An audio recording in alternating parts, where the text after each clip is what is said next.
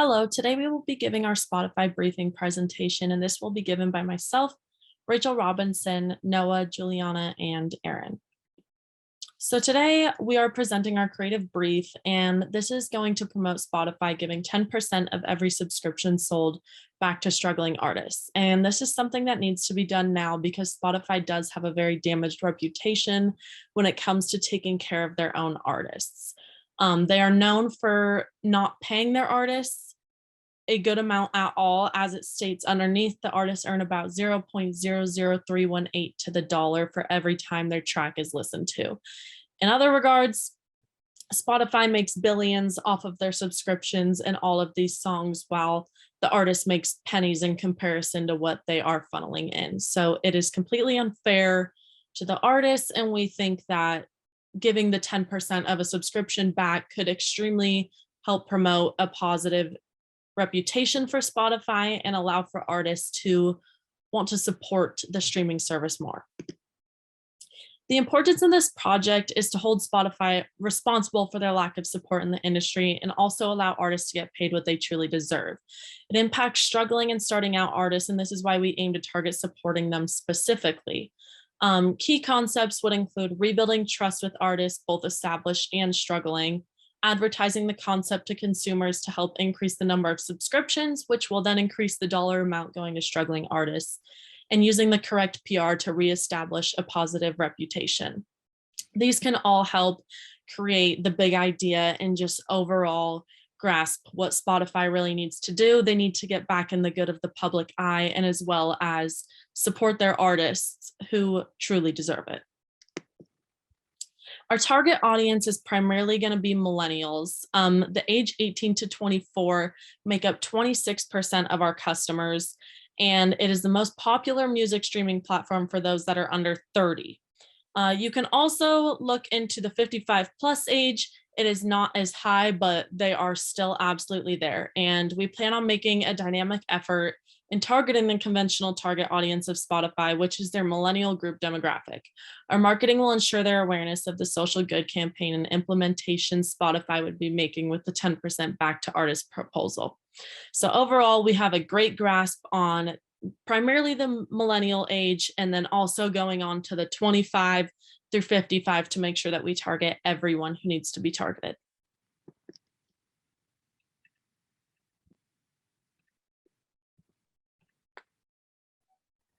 We've determined the target audience for Spotify's proposal of their 10% back to artists campaign. We plan on making a dynamic effort in targeting the conventional target audience of Spotify, which is their millennial group demographic. Our marketing will ensure their awareness of the social good campaign and implementation Spotify would be making with the 10% back to artist proposal. Millennials make up a large percentage of Spotify's total consumer base and favor social causes and fighting injustices. So targeting them goes hand in hand with our proposal of Spotify's social good program. Since millennials know and love Spotify already, they're at the forefront of our target audience. While we have also kept the older and second most popular bracket in mind. Because of this, we will make an impactful attempt to largely target the second most popular demographic and audience group on Spotify, which consists of those ranging from 55 years of age up. Millennials already have a good idea of brand awareness and recognition of Spotify, so we will make a point to target the 55 and up age and up bracket as well. An interesting statistic is that the next biggest age bracket who listens to Spotify than millennials are actually over the age of 55. This older demographic also responds well to charitable programs and corporate social responsibility being carried out. Artists like Neil Young have taken their music off Spotify, which elicited a slight protest from older generations who enjoy the singer and songwriter. This just goes to show it's obvious that older age ranges have considerable effects on the platform. We will display Spotify advertisements pertaining to the social good program on social media channels such as Facebook, Instagram, and Twitter.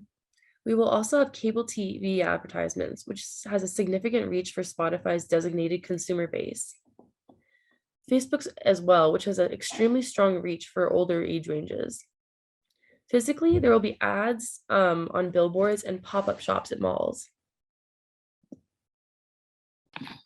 So how will this cause success? So Spotify has had problems with the reputation of taking care of their artists, and big names like Taylor Swift have been very vocal about how they view Spotify. This is a direct quote from Taylor Swift.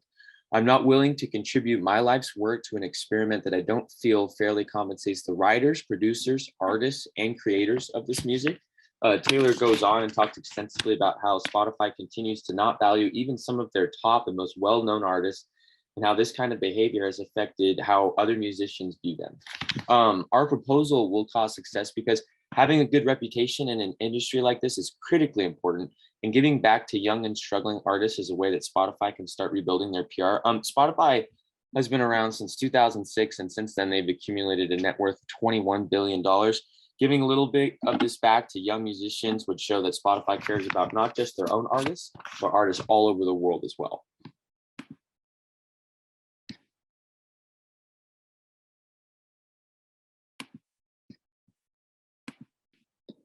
Brandon campaign details. So one of the things we wanted to do for our colors was just have a variety. So for our colors, we had dark blue, bright green, white, and pink, and we thought that 4 was really solid. For our font, we had the grotesque medium and the grotesque bold. We used the grotesque bold just for words that we wanted to make it known that they're important and it's easier for them to see. And then we had 2 sizes. We had size 16 and 24. 24 was a lot like the grotesque bold, just in terms of we only used it on words that were really important or sections that we needed to put an extra emphasis on. And then for our additional guidelines, we put a strong emphasis on making the brief really easy to read and follow. We didn't want to overcomplicate it or anything, and we made it really, really easy to read.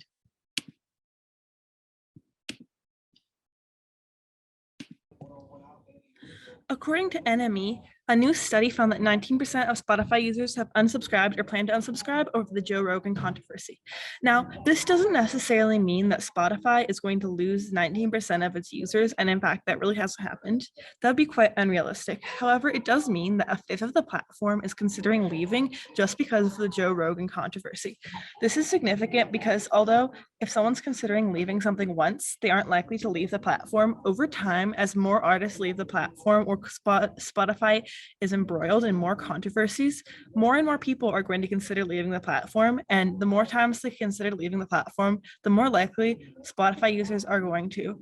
And the thing is, a lot of Spotify users aren't paid subscribers, but when you have 20% of your user base considering leaving, a large portion of that is going to be paid subscribers. And a further 18.5% plan to cancel their plans if more music is removed. Dozens of artists have already removed their music from Spotify, and it seems like it's a trend that's going to continue even months later. What happened with the Joe Rogan controversy is a bunch of doctors called for him to stop giving anti-vaccine information because he's a very strong anti-vaxxer, and he was spreading misinformation on social media and through his podcast. So all these doctors were very concerned that his misinformation would spread to the rest of the public, and that sort of brought Joe Rogan's vaccine misinformation to the eyes of the public. And after that happened, a bunch of musicians realized how Joe Rogan was perpetuating vaccine misinformation, and they were really mad. So everyone began to pull their music from the platform. But as you can tell, that bad public image didn't stay just within Spotify. It made its way to how the public saw Spotify. Spotify lost 1.5 million subscribers because of this controversy, but they denied it, according to The Independent. Spotify really needs to own up to their own public image. They can't fix their own public image if they deny that it's even there. And this is affecting them financially as well, even if it's hard to tell if the loss of subscribers is permanent. Spotify stock was down 25% in January as artists left the platform. That's a pretty significant bump for stock. And within a big corporate company like Spotify, it's really important to keep your shareholders happy. And the fact that Spotify was not able to do this is concerning. It shows that the way the public sees Spotify goes beyond just subscriptions and goes to those with more wealth, like in the stock market. They're just paying attention to what the public thinks about Spotify, but it worries them, and that's why Spotify's stock drastically dropped. So it financially affects Spotify in more ways than one when they have a bad PR image. Overall, Spotify lost $4 billion in market value with that drop, which is pretty concerning. Yes, they can recover, but in order to recover, they need to recover their public image. So, and still, this controversy is still going on. Taylor Swift fans have called for her to remove her music from the platform. And social issues are something that millennials care about. This whole controversy with Joe Rogan and our idea of paying artists more money, that's a social issue, and millennials care about social issues like racism, employment, and education. And supporting artists is directly tied to if you're supporting artists of color, you're helping to stop racism, and you're also employing artists. So that's really important to millennials. So core business objectives. Spotify's motto is music for everyone, but they can't provide music for everyone if certain artists can't afford to stream, if artists keep leaving the platform. If more and more artists leave the platform, there's not really going to be music for anyone. Spotify is going to continue to lose subscribers if they don't have a positive PR boost, as they're currently seen very negatively by the media. Research shows that earned media can increase profit, it can help it prepare a brand's image, and it can draw a big buzz on social media, which will draw more users to the platform. Spotify claims they want to help improve the lives of the general public and the world, but they're currently not doing that. They say that their mission is to unlock the potential of human creativity by giving 1 million creative artists the opportunity to live off their art and billions of fans the opportunity to enjoy and be inspired by it. But until Spotify gets its act together, this likely is not going to happen, but following our plan could help get them in the right direction. And here's our sources.